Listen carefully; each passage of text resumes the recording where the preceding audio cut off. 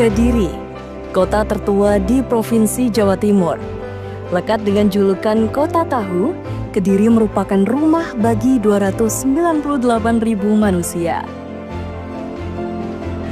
Pertumbuhan ekonomi kota ini menunjukkan tren positif dengan kenaikan pasca pandemi, yakni melonjak hingga 2,5% di tahun 2021 dan berhasil menyentuh angka 3,96% pada 2022. Diketahui, pemulihan tersebut merupakan buah dari pengembangan usaha mikro, kecil, dan menengah atau UMKM sebagai penopang perekonomian masyarakat yang mencapai 7.077 pelaku usaha di tahun 2022. Namun, penanggung jawab neraca regional dan analisis statistik Badan Pusat Statistik atau BPS Kota Kediri, Diah Retnani, menyatakan bahwa pertumbuhan tersebut justru merupakan hasil dari kontribusi besar sektor industri pengolahan yang didominasi oleh PT Gudang Garam Tbk. Sayangnya, seperti tidak boleh berbahagia dulu, pertumbuhan ekonomi Kota Kediri turun jauh di tahun 2023 dengan angka 1,92%. Padahal fakta terlihat di tahun tersebut, jumlah UMKM naik hingga 9.553 pelaku usaha. Dan pertumbuhan laba bersih PT Gudang Garam meningkat 47,79%. Sedangkan pada tahun 2024 ini, kita semua mengetahui bahwa Kota Kediri memiliki dua proyek yang sangat besar, yakni beroperasinya Bandara Doho serta pembangunan jalan tol Kediri-Tulungagung.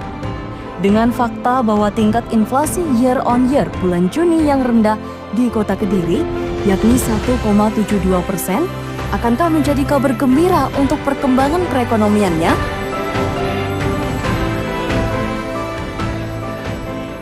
Potensi UMKM di Jawa Timur itu cukup besar karena hampir di atas 50%, tepatnya 52, sekian persen itu PDRB Jawa Timur disumbang oleh UMKM.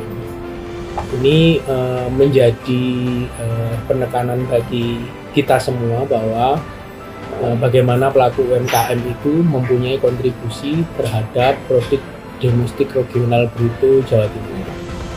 Harapannya adalah para pelaku UMKM di Jawa Timur itu dapat meningkatkan skala usahanya. Jadi kalau istilahnya adalah UMKM yang naik kelas. UMKM naik kelas itu di indikatornya adalah bagaimana tenaga kerja bisa lebih banyak terserap di UMKM.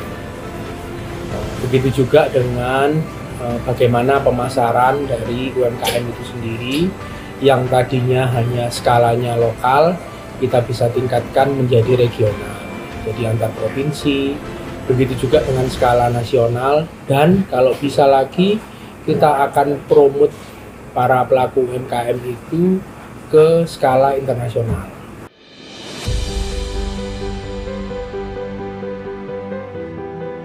Perkenalkan, nama saya Nuria Sanyati, biasa dipanggil Ria.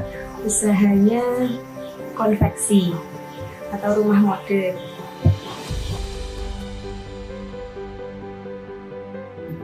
Perkenalkan, nama saya Agung Samudra, saya dari Kota Kediri. Usaha saya sekarang sebagai online plant seller. Jadi online plant seller itu menjual tanaman hias secara online dan petani tanaman hias. Nama saya Ubaidillah, saya asli Pasuruan, tapi sekarang stay di Kediri. Usaha saya studio foto. Di Kediri ada dua, di Kampung Inggris sama di kota. Perkenalkan, nama saya Bu Ruris Nur Muzairoh dari Gria Songo Ekoprint, Kota Kediri. Nama saya Yani Gitawati Wardani, usaha saya Beliti Kediri. Saya menjual teh rosella, teh bunga telang, teh hijau, lemongrass, dan teh ori wagistel. Wangi, legit, sepit, kental. Biasanya saya ngadakan Jumat Berkah. Terus yang kedua ini mau endorse. Terus yang ketiga saya sama anak-anak muda itu saya kenalkan, saya kasih tahu, oh ini loh manfaatnya lemongrass, ini manfaatnya teh rosella, ini manfaatnya teh telang, itu apa, baik untuk kesehatan kalian, daripada kalian minum yang krimer-krimer sekarang bikin ginjal kalian itu sakit nanti kalau setiap hari minum itu. Jadi saya jelaskan manfaatnya teh ini apa aja.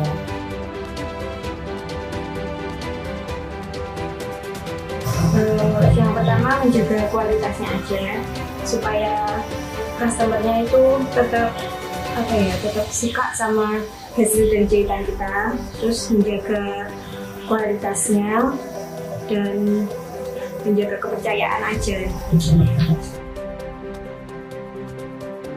Kalau di SBS Foto ini pertama tempatnya emang nggak strategis ya. Kita ada di perumahan terus di pojokan sendiri.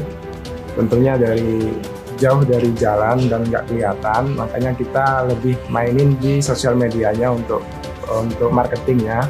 Terus banyak pesaing ya, beberapa vendor yang lain itu di depan jalan itu banyak, di depan jalan raya. Jadi mereka lebih bagus, secara interior lebih bagus, secara tempat juga lebih bagus. Ya kendalanya sih itu sih. Kalau kelebihannya ya saya rasa barangnya unik, limited edition karena sekali bikin hanya satu, nggak bisa kita bikin sama lagi seperti yang awal karena daunnya sudah dikukus itu kan dibuang. Dan warnanya pun pewarna alam itu kalau tanamannya sudah tua atau mungkin yang berbeda kita kan beli, itu hasilnya juga nggak sama persis. Kekurangannya kita nggak bisa memproduksi dalam jumlah besar dalam waktu yang singkat karena prosesnya lumayan lama ya. Ada step by stepnya, mulai dari scoring, mordant, terus kita eco, terus kita oksidasi minimal 5-7 hari. Habis itu baru kita fiksasi atau kita cuci, baru siap jual.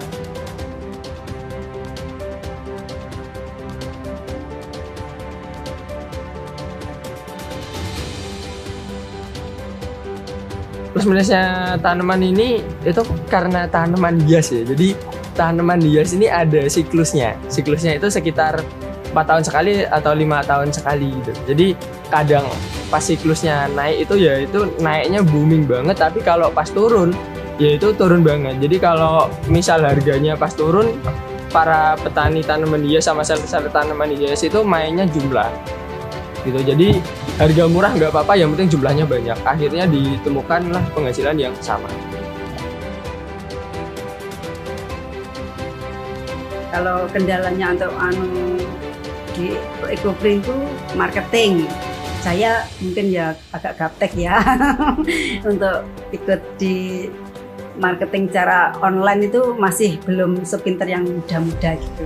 Cuma saya karena pernah kemarin ikut pelatihan jiwanya ya, saya sudah ada IG bisnis, ada sekarang FB juga ada, Google bisnis ada. Terima kasih banyak kemarin sudah menambah ilmu saya dan sudah lebih banyak yang kenal walaupun lewat IG.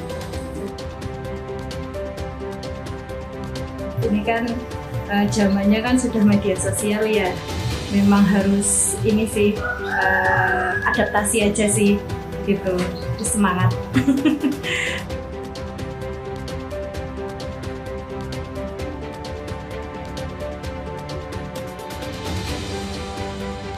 Saya pengennya itu Dienkop membantu kami UMKM yang masih merintis ini, biar gimana caranya, kita kan kadang bikin produk bingung pemasarannya. Kebanyakan itu teman-teman saya yang di UMKM yang baru jalan, terus ketika ada acara-acara dari Pemkot atau dari mana gitu, kita nggak tahu linknya ini gimana gitu loh. Kalau ada acara ini harusnya menghubungi siapa, itu belum ada yang seperti itu. Infonya dari mana, dapatnya bagaimana. Harapannya sih kita mau berjuang untuk dapat pendanaan, jadi ya untuk bisa melaju lebih kencang tentunya kita butuh support pendanaan dan ilmu ya. Ilmu kita sudah dapatkan dari banyak pelatihan-pelatihan, yang masih kurangnya adalah pendanaan untuk bisa tumbuh lebih cepat gitu. Hasil yang kita tangkap yang kita ketahui adanya terjadinya pengangguran terbuka yang turun dari tahun ke tahun. TPT tahun 2021 sangat tinggi, 6,37%. Kita tahu bahwa gempuran COVID yang mendunia rasanya tidak hanya Kota Kediri, tetapi ini adalah seluruh dunia merasakan. Dan di situ tahun 2021 tempat pengangguran terbuka di Kota Kediri sangat tinggi, 6,37. Tetapi tahun 2022 karena usaha kita dalam rangka membangkitkan UMKM, semua pelaku-pelaku usaha mikro kita giatkan dengan segeliat-geliatnya. Akhirnya turunlah TPT menjadi 4,38. Ini upaya yang luar biasa. Di tahun 2023 turun lagi menjadi 4,06%. Itulah dampak dari penumpangan pelaku UMKM terhadap tingkat pengangguran terbuka ataupun di tempat kita banyak wirausaha baru, wirausaha muda yang tentunya tidak hanya bekerja pada satu perusahaan ataupun pada satu institusi atau pemerintah, tetapi para kaula muda ini sudah bertekad untuk menjadi wirausaha. Di Kota Kediri yang sebentar lagi kita ketahui akan ada tol, karena ini belum mulai, tetapi gaung daripada tol ini sudah diketahui oleh masyarakat Kota Kediri dan sekitarnya. Tentu ini adalah sebagai rujukan para pelaku investasi yang ada di Kota Kediri dan kota-kota sekitarnya. Bandara Doho sudah beroperasi dan Bandara Doho sudah disebut bukan bandara nasional, nantinya akan menjadi bandara internasional, yang hal demikian ini sangat berpengaruh kepada para pelaku investasi yang akan berinvestasi di Kabupaten Kediri, Kota Kediri, Kabupaten Tulungagung, Nganjuk ataupun kabupaten-kabupaten sekitar Kota Kediri. Tentu ini bersama-sama kita angkat menjadikan wujud nyata para pelaku UMKM yang ada di Kota Kediri dapat mendapatkan angin segar, harapan optimis untuk berkembangnya para pelaku UMKM yang ada di Kota Kediri. Jawa Timur yang terbagi dalam 5 kawasan, yaitu kawasan Gerbang Kertosusilo Plus, kawasan Selingkar Wilis dan Lintas Selatan, kawasan Bromo Tengger Semeru, kawasan Selingkar Ijen, dan kawasan Madura Kepulauan. Memiliki potensi pertanian yang handal dengan dukungan sektor agrobisnis, industri, pariwisata, perdagangan, dan inovasi teknologi, serta sumber daya daerah, menjadikan penggerak potensi ekonomi daerah.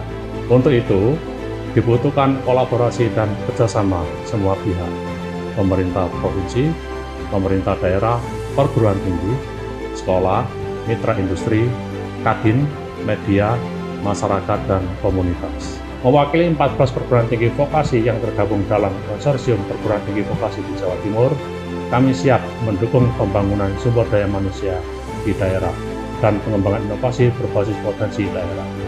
Berbagai kegiatan telah dilaksanakan. Salah satunya adalah pelatihan peningkatan skill digital marketing bagi pelaku UMKM binaan Dinas Koperasi, Usaha Mikro dan Tenaga Kerja Kota Kediri. Kegiatan ini bertujuan untuk mendukung program penguatan ekosistem kemitraan dalam pengembangan inovasi berbasis potensi daerah. Dengan potensi UMKM-nya, Kota Kediri telah membuktikan sumbangsinya meningkatkan PAD daerah. Tidak hanya Kota Kediri, praktek baik ini Tentunya bisa diikuti oleh semua daerah di Jawa Timur dan daerah-daerah di Indonesia.